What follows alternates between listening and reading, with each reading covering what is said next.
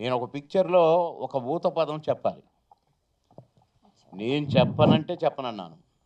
అని సరే మధ్యాహ్నం దాకా ఆలోచించుకో అన్నా నీ ఇష్టం అన్నాడు డైరెక్టర్. పెద్ద డైరెక్టర్ చిన్నాయన గాదు. ఈవీవి గారు. ఇక అంబాసిడర్ ప్రొడక్షన్ కార్ అంటే అంబాసిడర్ కారే. వైజాగ్‌లో తిరుగుతున్నాను ఆ బీచ్‌లో. ఏం జేయాలా ఈ డైలాగులు ఇట్లా పెట్టారు.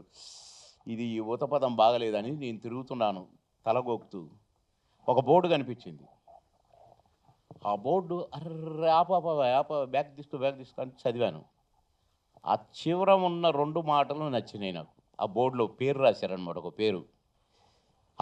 దొరికింది నాకు అనుకోని పరుగు పరుగున పోయి చెప్పాను. అన్నా సూపర్‌గా నాకు బాగా దొరికింది.